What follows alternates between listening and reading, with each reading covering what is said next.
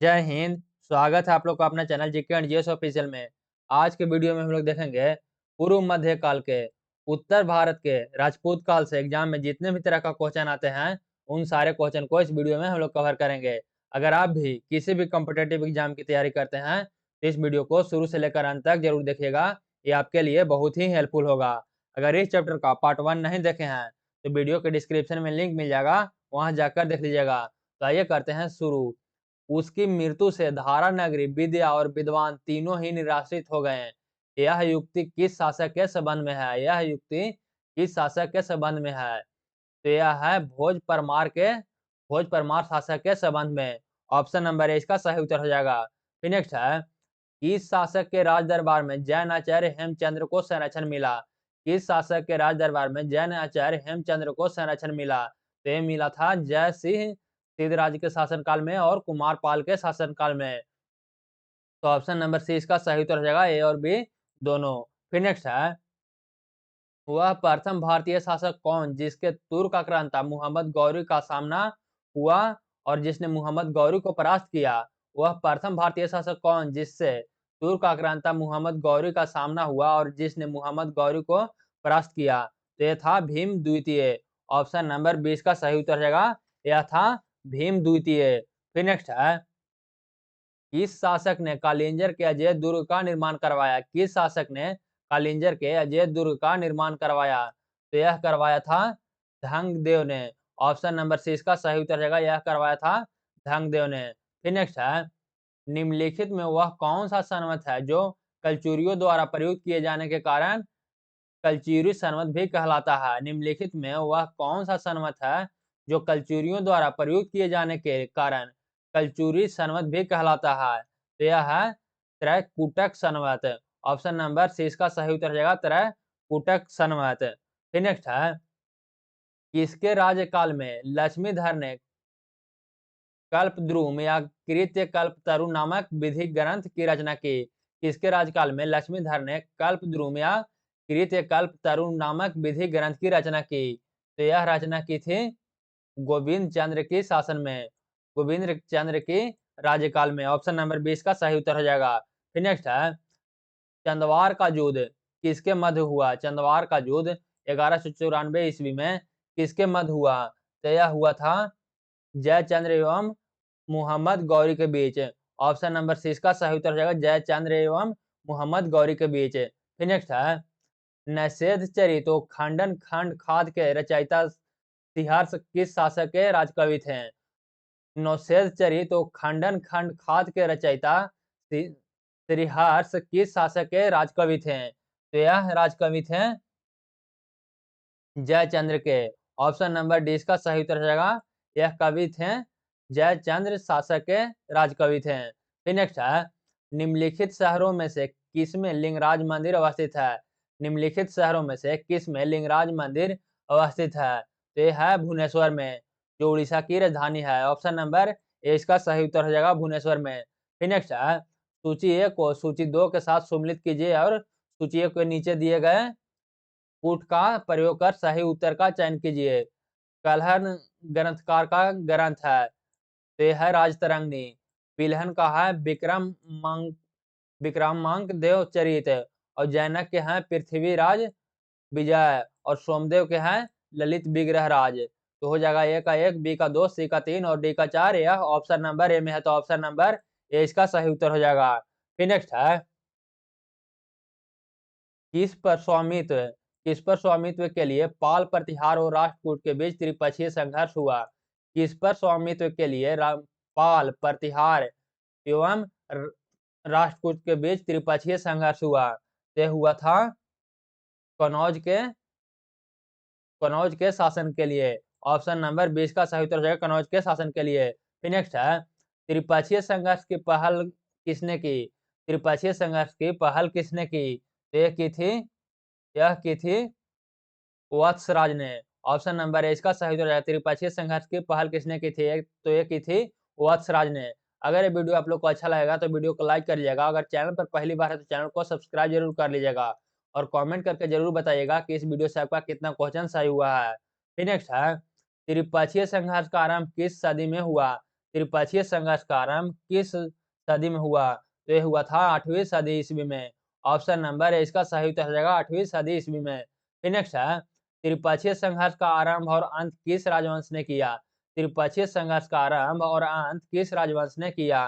तो यह किया था प्रतिहार ने। ऑप्शन नंबर 20 का सही उत्तर रहेगा, यह किया था प्रतिहार ने। फिर नेक्स्ट है, त्रिपक्षीय संघर्ष में भाग लेकर उत्तर भारत की राजनीति में हस्तक्षेप करने वाली और दक्षिण से उत्तर पर आक्रमण करने वाली दक्षिण की प्रथम शक्ति थे। त्रिपक्षीय संघर्ष में भाग लेकर उत्तर भारत की राजनीति में हस्तक्षेप करने वाली और दक्षिण से उत्तर पर आक्रमण करने वाली दक्षिण के प्रथम शक्ति थे। तो ये थे राष्ट्रकूट। तो यह थे राष्ट्रकूट। ऑप्शन नंबर ए इसका सही उत्तर हो जाएगा, यह थे राष्ट्रकूट। फिर नेक्स्ट है, पाल वंश का संस्थापक कौन थे? पाल वंश का संस्थापक कौन था? तो यह था गोपाल। ऑप्शन नंबर ए इसका सही उत्तर हो जाएगा, पाल वंश का संस्थापक कौन था? तो यह था गोपाल। ऑप्शन नंबर ए इसका सही उत्तर हो जाएगा।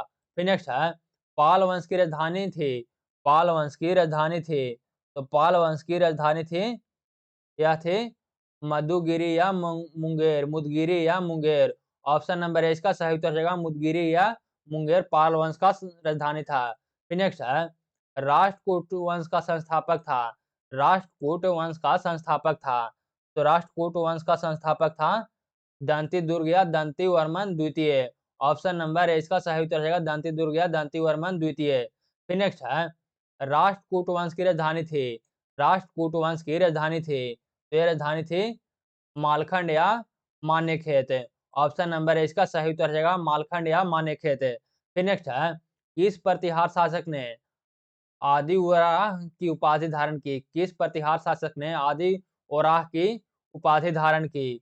तो ये धारण की थी मिहिर भोज ने। ऑप्शन नंबर सी इसका सही उत्तर रहेगा मिहिर भोज ने। फिर नेक्स्ट है, किस विदेशी यात्री ने गुर्जर प्रतिहार वंश को अल गुजर एवं इस वंश के शासकों को पौरा कहकर पुकारा? किस विदेशी यात्री ने गुर्जर प्रतिहार वंश को अल गुजर एवं इस वंश के शासक को पौरा कहकर पुकारा? तो यह था अल मसूदी। ऑप्शन नंबर 20 का सही उत्तर रहेगा, यह था अल मसूदी। फिर नेक्स्ट है, कर्पूर मंजरी नाटक के रचयिता राजशेखर को किस प्रतिहार शासक ने संरक्षण दिया था? कर्पूर मंजरी नाटक के रचयिता राजशेखर को किस प्रतिहार शासक ने संरक्षण दिया था? तो यह दिया था महेंद्रपाल प्रथम ने। ऑप्शन नंबर सी इसका सही उत्तर रहेगा महेंद्रपाल प्रथम ने इनको संरक्षण दिया था। फिर नेक्स्ट है, प्रतिहार स्वयं को खाली जगह का वंशज मानते थे जो राम के प्रतिहार थे। प्रतिहार स्वयं को खाली जगह का वंशज मानते थे जो राम के प्रतिहार थे। तो इसका सही उत्तर हो जाएगा ऑप्शन नंबर सी लक्ष्मण को। ऑप्शन नंबर सी इसका सही उत्तर है, प्रतिहार स्वयं को लक्ष्मण का वंशज मानते थे जो राम के प्रतिहार थे। फिर नेक्स्ट है, 750 ईस्वी में बंगाल का पाल वंश की स्थापना करने वाला गोपाल ऐसे शासक थे जिन्हें 750 ईस्वी में बंगाल के पाल वंश की स्थापना करने वाले गोपाल ऐसे शासक थे जिन्हें सामंती सरदारों ने चुना, जिसे सामंती सरदारों ने चुना था। फिर नेक्स्ट है, किस पाल शासक को गुजराती कवि सोढ़ल ने उत्तरापद स्वामीन कहा? किस पाल शासक को गुजराती कवि सोढ़ल ने उत्तरापद स्वामीन कहा? इसका सही उत्तर हो जाएगा ऑप्शन नंबर ए धर्मपाल ने। ऑप्शन नंबर ए इसका सही उत्तर हो जाएगा धर्मपाल ने। फिर नेक्स्ट है, 9वीं सदी में भारत आए अरब यात्री सुलेमान ने किस साम्राज्य को रूहमा कहकर संबोधित किया? 9वीं सदी में भारत आए अरब यात्री सुलेमान ने किस साम्राज्य को रूहमा कहकर संबोधित किया? तो इसका सही उत्तर हो जाएगा ऑप्शन नंबर ए पाल वंश को। ऑप्शन नंबर ए इसका सही उत्तर हो जाएगा पाल वंश को। फिर नेक्स्ट है, हिंदू विधि की एक प्रसिद्ध पुस्तक दाय भाग के रचयिता थे। हिंदू विधि की एक प्रसिद्ध पुस्तक दाय भाग के रचयिता थे। दाय भाग का रचयिता थे जिमूत वाहन। ऑप्शन नंबर सी इसका सही उत्तर हो जाएगा जिमूत वाहन इसका रचयिता थे। फिर नेक्स्ट है, रामचरित की रचना किसने की? रामचरित की रचना किसने की? तो रामचरित की रचना की थी संध्याकार नंदी ने। ऑप्शन नंबर डी इसका सही उत्तर हो जाएगा संध्याकार नंदी ने। फिर नेक्स्ट है, पाल वंश के पतन के बाद बंगाल का राजनीतिक नेतृत्व प्रदान किया। पाल वंश के पतन के बाद बंगाल का राजनीतिक नेतृत्व प्रदान किया? तो इसका सही उत्तर हो जाएगा ऑप्शन ए सेन वंश ने। ऑप्शन नंबर ए इसका सही उत्तर हो जाएगा सेन वंश ने। फिर नेक्स्ट है, सेन वंश के संस्थापक कौन था? सेन वंश का संस्थापक कौन था? तो यह था सामंत सेन। ऑप्शन नंबर ए इसका सही उत्तर हो जाएगा, यह था सामंत सेन। फिर नेक्स्ट है, किसने कुलीन प्रथा या कुलीनतावाद का आरंभ किया? किसने कुलीन प्रथा या कुलीनतावाद का आरंभ किया? तो यह किया था ओलान सेन ने। ऑप्शन नंबर ए इसका सही उत्तर रहेगा, यह किया था ओलान सेन ने। फिर नेक्स्ट है, किसने स्मृति ग्रंथ दान सागर एवं ज्योतिष ग्रंथ अद्भुत सागर की रचना की? किसने स्मृति ग्रंथ दान सागर एवं ज्योतिष ग्रंथ अद्भुत सागर की रचना की? तो यह की थी बलान सेन ने। ऑप्शन नंबर सी इसका सही उत्तर रहेगा, यह की थी बलान सेन ने। फिर नेक्स्ट है, कश्मीर पर लगभग 50 वर्षों तक शासन करने वाली रानी दीदा मूल रूप से किस वंश की राजकुमारी थी? कश्मीर पर लगभग 50 वर्षों तक शासन करने वाली रानी दीदा मूल रूप से किस वंश की राजकुमारी थी? तो यह थी लोहार वंश की। ऑप्शन नंबर सी इसका सही उत्तर रहेगा, यह थी लोहार वंश की। फिर नेक्स्ट है, कायस्थों का एक जाति के रूप में प्रथम उल्लेख कहाँ मिलता है? कायस्थों का एक जाति के रूप में प्रथम उल्लेख कहाँ मिलता है? तो प्रथम उल्लेख मिलता है, यह मिलता है ओसनम स्मृति में। ऑप्शन नंबर सी इसका सही उत्तर रहेगा, यह मिलती है ओसनम स्मृति में। फिर नेक्स्ट है, सूची एक में दी गई मंदिर निर्माण शैली को सूची 2 में दिए गए उसके प्रसार क्षेत्र से सुमिलित कीजिए। नागर शैली फैली हुई थी उत्तरी भारत में हिमालय से विंध्य तक। बेसर शैली फैली हुई थी विंध्य से कृष्णा तक। और द्रविड़ शैली फैली हुई थी कृष्णा के दक्षिण में कन्याकुमारी तक। तो ए का 1, बी का 2, सी का 3, ऑप्शन नंबर ए में है। तो ऑप्शन नंबर ए इसका सही उत्तर हो जाएगा। फिर नेक्स्ट है, हिंदुओं में यह दृढ़ विश्वास है कि अन्य कोई देश उनके देश जैसा श्रेष्ठ नहीं है। कोई राजा उसके राजा के समान नहीं है, उनके शास्त्रों के समान कोई शास्त्र नहीं है। यह युक्ति किसकी है? हिंदुओं में यह दृढ़ विश्वास है कि अन्य कोई देश उनके देश जैसा श्रेष्ठ नहीं है। कोई राजा उसके राजा के समान नहीं है, उनके शास्त्रों के समान कोई शास्त्र नहीं है। यह युक्ति किसकी है? तो यह युक्ति है अल बेरूनी की। ऑप्शन नंबर डी इसका सही उत्तर रहेगा, यह युक्ति है अल बेरूनी की। फिर नेक्स्ट है, सूची 1 को सूची 2 के साथ सम्मिलित कीजिए। सूची 1 में है मंदिर, सूची 2 में है उसका निर्माता। लिंगराज मंदिर भुवनेश्वर में है, उसका निर्माता है केसरी नरेश। जगन्नाथ मंदिर पुरी में है, इसका निर्माता है अनंत वर्मा चोटगंगा। और सूर्य मंदिर जो कोणार्क में है, यह नरसिंह देव ने इसका निर्माण किया था। तो ए का 1, बी का 2, सी का 3, यह ऑप्शन नंबर ए में है। तो ऑप्शन नंबर ए इसका सही उत्तर हो जाएगा। फिर नेक्स्ट है, गुर्जर प्रतिहार के उज्जैनी शाखा का संस्थापक कौन था? गुर्जर प्रतिहार के उज्जैनी शाखा का संस्थापक कौन था?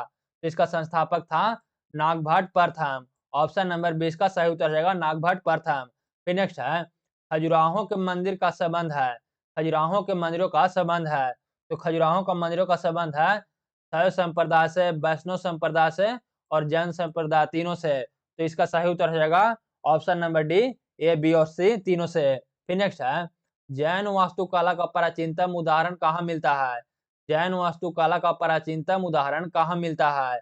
तो यह मिलता है दिलवाड़ा में। ऑप्शन नंबर ए इसका सही उत्तर रहेगा, यह मिलता है दिलवाड़ा में।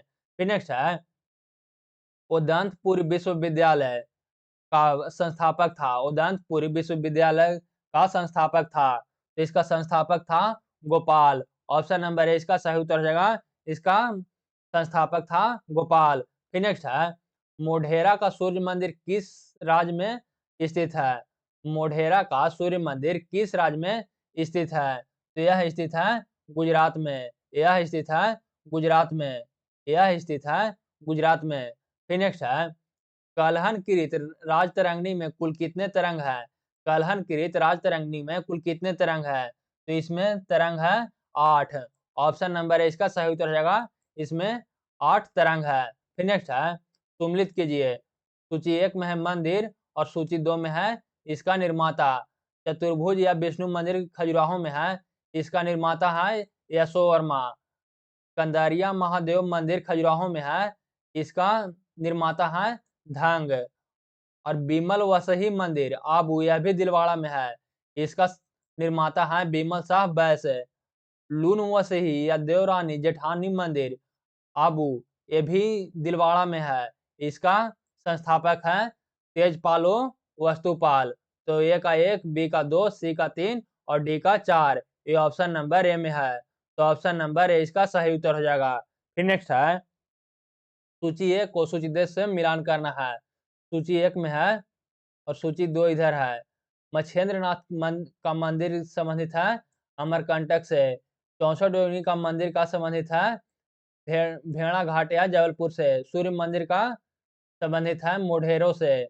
और चौमुख मंदिर का संबंध है पालीताना से। तो ए का 1, बी का 2, सी का 3 और डी का 4, ये ऑप्शन नंबर बी में है। तो ऑप्शन इसका बी सही उत्तर हो जाएगा। तो यह था पूर्व मध्य काल का उत्तर भारत का राजपूत काल से पूछे जाने वाले बहुत ही महत्वपूर्ण प्रश्न। अगर ये वीडियो आप लोग को अच्छा लगा है तो वीडियो को लाइक कर लीजिएगा। अगर चैनल पर पहली बार है तो चैनल को सब्सक्राइब जरूर कर लीजिएगा और कमेंट करके जरूर बताइएगा कि इस वीडियो से आपका कितना क्वेश्चन सही हुआ है। तो बस आज के लिए इतना ही, तब तक के लिए जय हिंद, मिलेंगे किसी अगला वीडियो में।